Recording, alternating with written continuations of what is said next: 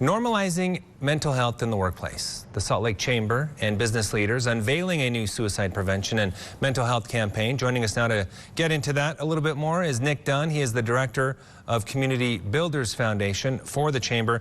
Nick, great to see you. It's been a while. Welcome to the show.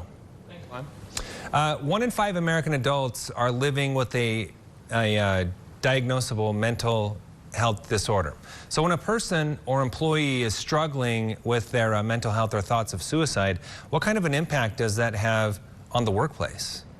Well, business leaders are recognizing that this has a very significant impact on the workplace. We spend about 1/3 of our lives at work, if you think about it. So what happens in the workplace, the work culture, the requirements, all those things can have a really positive impact on the employee, or it can have a negative impact. So especially over the past year, business leaders are recognizing that investing in the mental health of their employees is the right thing to do, but also there's a positive return on investment to the business.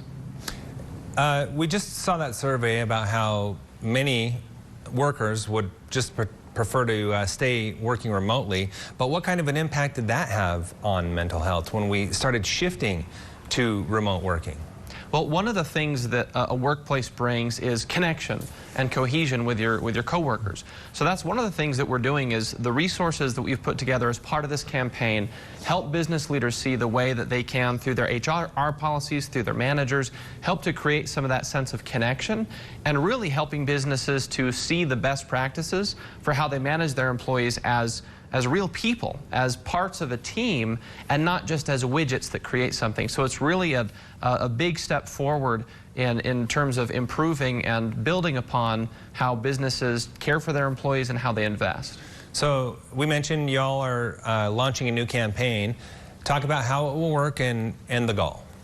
Sure. So it's in partnership with the state's Live On campaign. And essentially what this is business leaders across Utah are rallying around this message, saying that number one, we have to take this seriously. It's good business and it's the right thing to do. Like I said, there's a positive return on investment. So what this campaign does is, number one, conveys that message that other business leaders should invest in the mental fitness of their employees, and also connect those business leaders. We're talking CEOs and presidents, HR directors and managers, connecting those folks with the resources to be able to do that. We have a suicide prevention in the workforce employer toolkit that came out from our Chamber Foundation. We also have a virtual speaker series. There's a wealth of resources online at the liveon.org/workplace website that businesses can access for their employees. Nick, a couple times I've heard you mention this return on investment. Is that all about when an employee is happy and healthy, they're going to be more productive? Is that what you're talking about?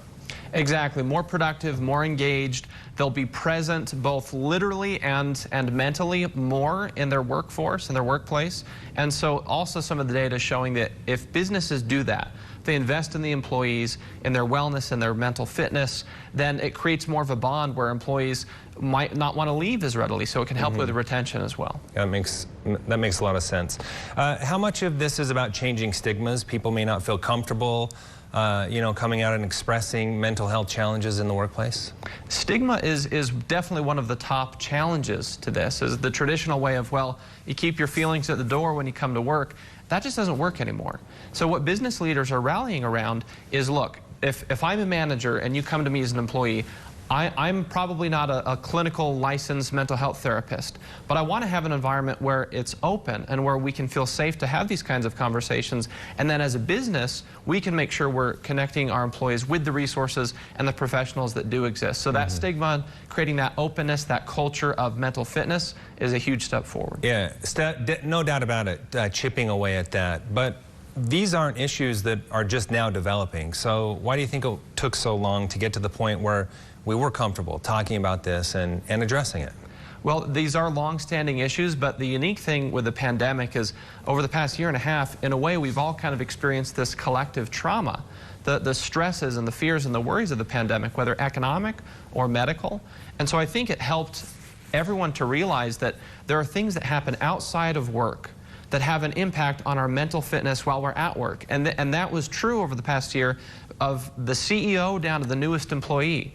So it was a rallying moment to realize that these issues affect all of us, and all of us can be more mentally and emotionally fit, whether we're experiencing a clinical mental health diagnosis or not. All right, Nick, really great information. Where can our viewers turn to learn more about the program and how to get involved? Sure, so go to liveonutah.org/workplace. All right, Nick Dunn, appreciate your time tonight. Thanks so much. Thanks, Glenn.